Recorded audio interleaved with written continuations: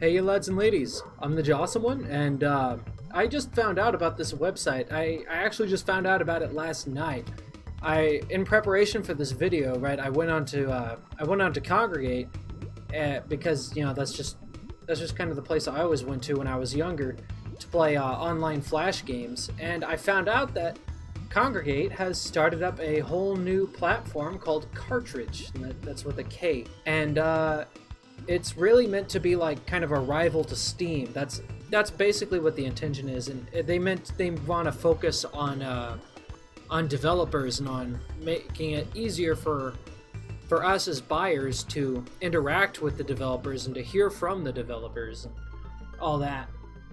But I wanted to ask this question because this is something that I kind of thought about as I went on Kongregate and on Free Up Arcade and Armor Games and whatnot, and realized that there's still games being published to these websites, still free games being made, and that just kind of made me think to myself and ask, like, are we still in the era of flash games, or have we truly honestly left it? Because I thought that we left the era of flash games a long time ago. Around maybe like 2014, 2015 is when I feel that it really started to die, and that what became popular is just, regular gaming that you see on like Steam and stuff. The indie games.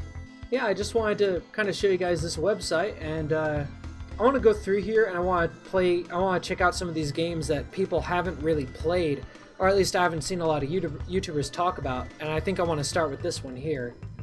Triple I by Ewain Sizak. Platformer. It's a Metroidvania, and yeah, minimalist graphics.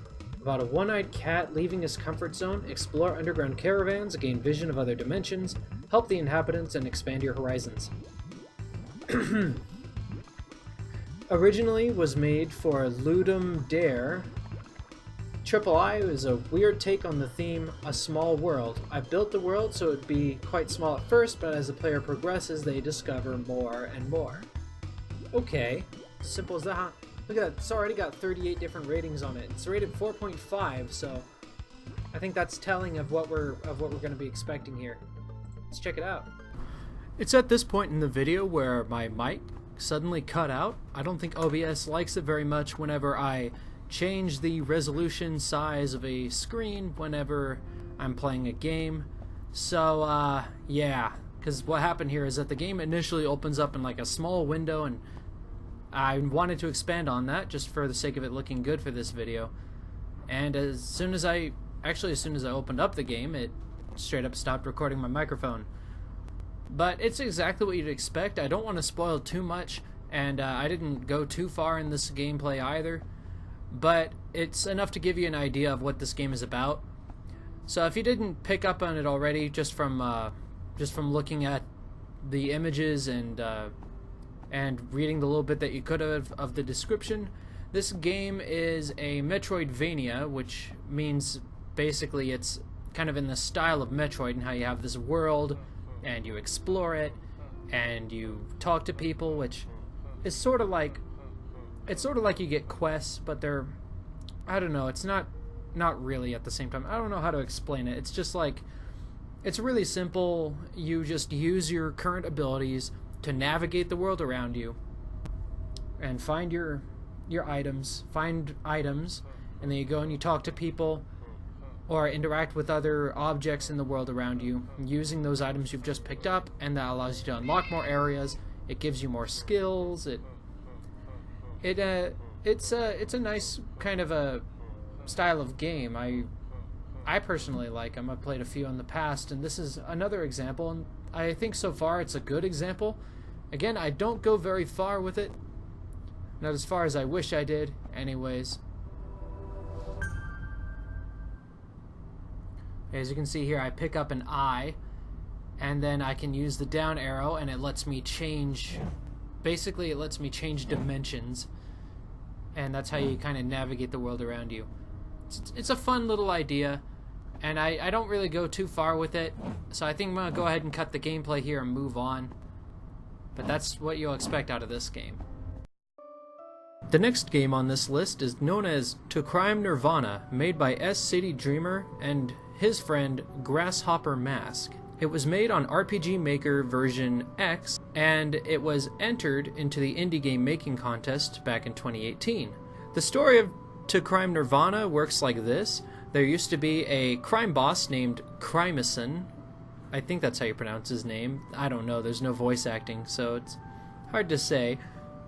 But basically what happens is, as he gets moved from one prison to another, a bunch of reporters come up to him and he tells them about how he was able to achieve this state he calls Crime Nirvana, where basically he becomes sort of like the mayor of the city, but in the sense that he's a crime lord and the leader of the mafia.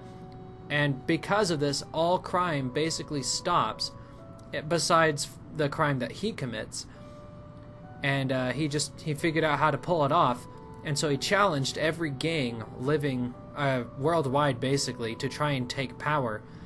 And so because of this, a whole bunch of crooks just start causing trouble to attain this new sort of enlightenment.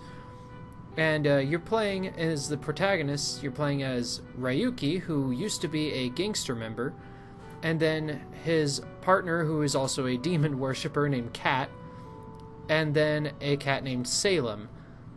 And they just basically are just trying to put it all to an end, just settle everything down.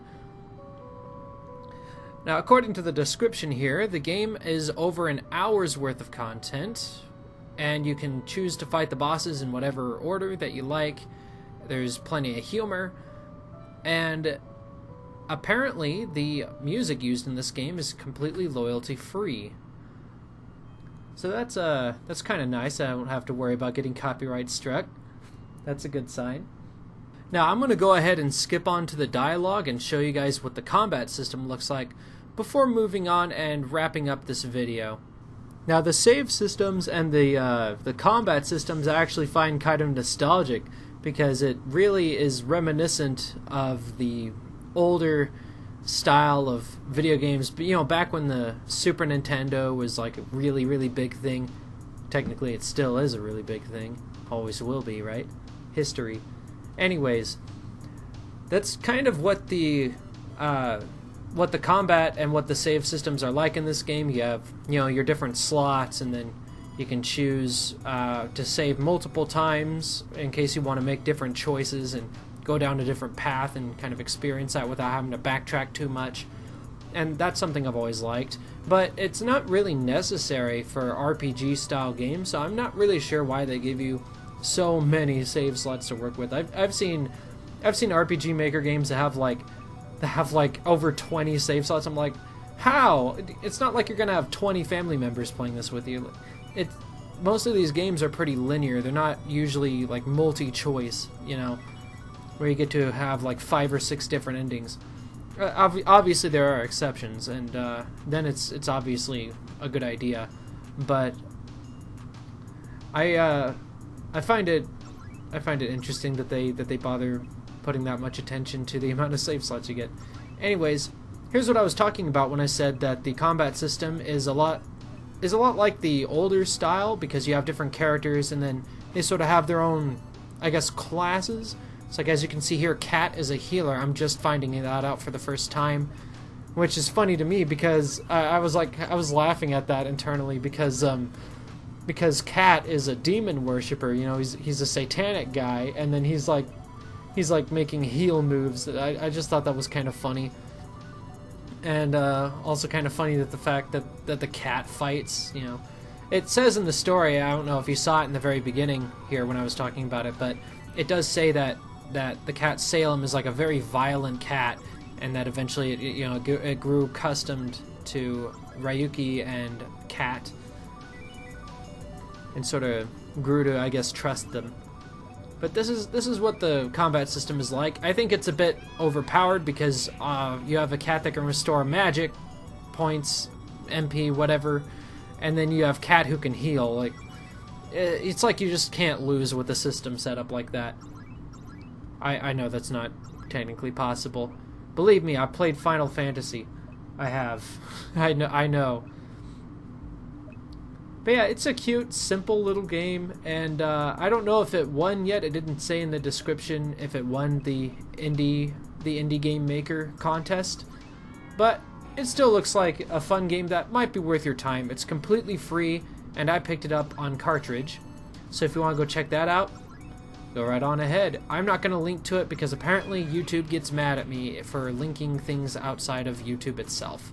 They're just that greedy for their money, that greedy for their ad money. They don't want people leaving the website for any reason. But yeah, that about wraps up what I have to say here about To Crime Nirvana and about III. There are a couple of games that I was wanting to review, but this video is taking long enough as it is anyways, just because it took me a long time to have to download the games, install them. And I do have one other game that I can feature gameplay for. I think I'll do that at the very, very end of the video here, just so you guys can see how much fun I was having with it, because I believe I got the mic fixed for that one. I think it was after this I realized that it wasn't recording my mic this whole time, and that was when I fixed it for this next game. But I'm gonna go ahead and wrap up and get to my final point before I decide to show you that. Now it's time to answer the question that this video itself is presenting: are we still in the era of Flash games? Well, after looking at the popularity and at the success level that sites like Kartridge and Free Web Arcade have had, it's actually a bit iffier than I thought it would be. Going into this video, I was really thinking that the Flash game era has pretty much just died entirely, and that nobody really cares about it at all anymore, just for the sake of moving on to, you know, typical indie games, and that nobody really makes free content anymore. But it turns out that that is very much untrue. There are still a lot of classic games that are receiving popularity. There are still new Flash games being made almost every day, it seems. They're just not really getting a lot of coverage, and they're not really as popular as they used to be. Not even nearly as popular, in fact, as they used to be.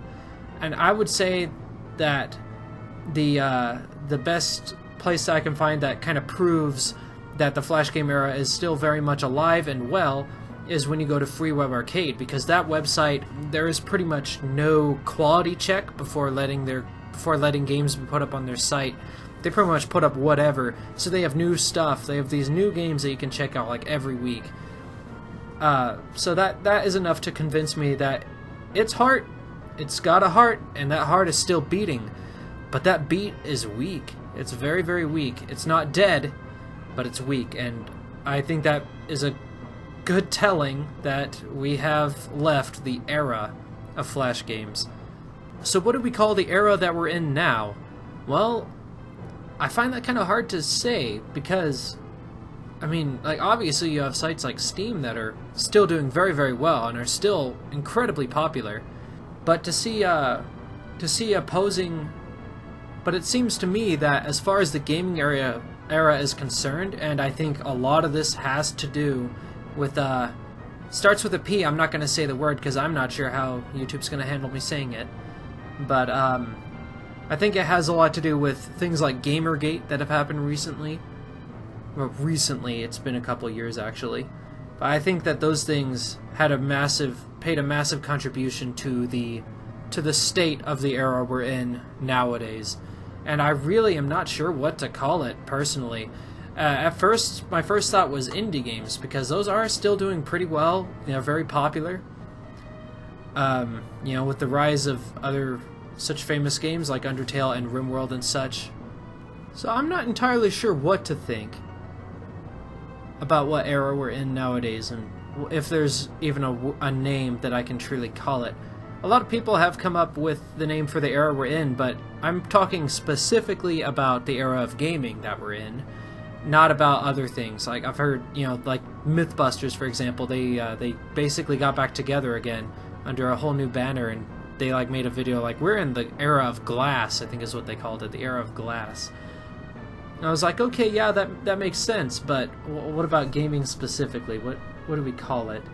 And I really think it's the era of post-Gamergate. That's what I want to call it, because it seems to me that the gaming community is constantly, it always has been really, but it doesn't seem to be as mainstream, as widely known and understood that there's something really bad going on, and is frequently discussed as it used to be. By that I mean how much the gaming community is being attacked by mainstream media, and not just the gaming community, but even game developers. If you guys remember Kingdom Come Deliverance, for example, like that game, it's not the best game of all time, but there were all these liars. There are all these liars and bad mouth breathers, dumb mouth breathers coming out there and saying that the game is bad because it's not diverse enough and whatever nonsense that they can throw, just making up drama for the sake of it. I think that shows what era we're in. We're in some kind of I don't know.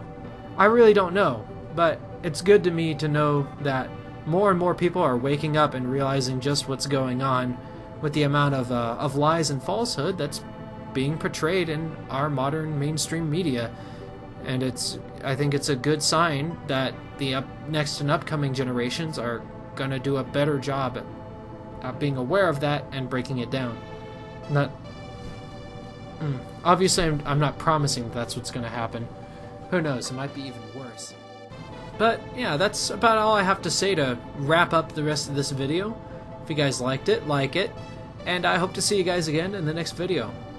Oh, and by the way, I decided that I'm gonna go ahead and upload that other game as a complete separate video all on its own. So, yeah, take care, and goodbye.